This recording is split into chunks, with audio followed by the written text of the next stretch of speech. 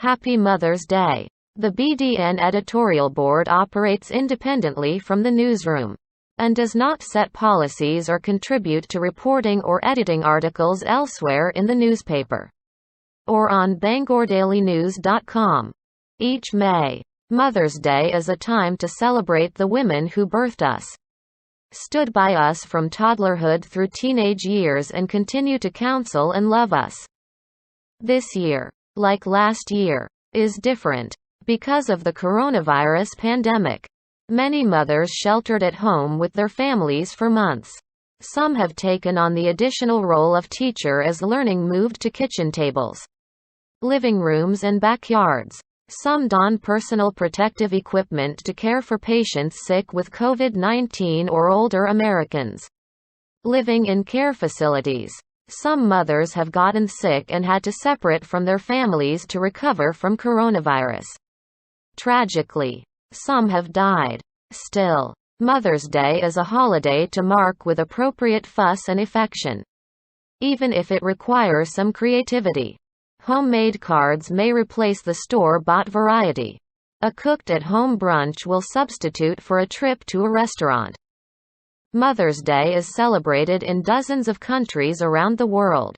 The modern American version was proposed in 1870 by Julia Ward Howe, an abolitionist, social activist and author of the poem, The Battle Hymn of the Republic. The holiday was copyrighted by Anna Jarvis, a West Virginia woman who wanted to honor the memory of her late mother. In 1907, 2 years after her mother's death, she embarked on a campaign to make it a holiday, and in 1914 it was nationally recognized. As soon as the 1920s, though, Jarvis was complaining about the holiday being commercialized. She once railed against those who honored the holiday by sending only a printed greeting card, saying, "A printed card means nothing except that you are too lazy to write to the woman who has done more for you than anyone in the world. And candy. You take a box to mother, and then eat most of it yourself." A pretty sentiment. Quote, "Last year, second graders in Frenchville went far beyond the humdrum version of the holiday to consider why their mothers should be the Mother of the Year. Their responses are heartwarming, practical, humorous and good reminders of why we're celebrating mothers on Sunday. First, she makes the best omelets," Sophia Michaud wrote. "Second of all, she is very kind to me. When she has the time, she takes me biking. She's pretty flexible too. Like, I wouldn't think many moms would let a lizard from South Carolina be your pet. One more thing. She really likes to play chess. And she's good at it. She washes my clothes when they are dirty. She cooks the best spaghetti," Hunter Garrett shared.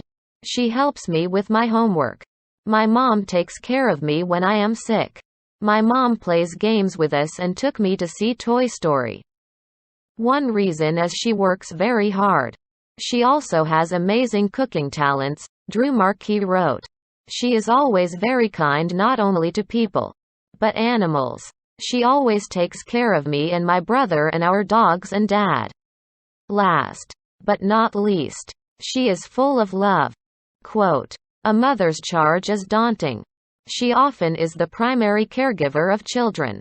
She must dispense discipline. And yet, she also must provide ongoing nurture and instill a sense of security and unconditional love. Mothers are like airline pilots. When their children achieve liftoff into responsible adulthood, they don't win gushing accolades, for that is what is expected of them. So it is entirely fitting to reflect on the vital role our mothers played and play in our lives, and to thank them for the good food, the homework help, the pet lizards and all the love." According to World Web. Click like, share, subscribe to the channel and notification bell to not miss the following videos. Thanks.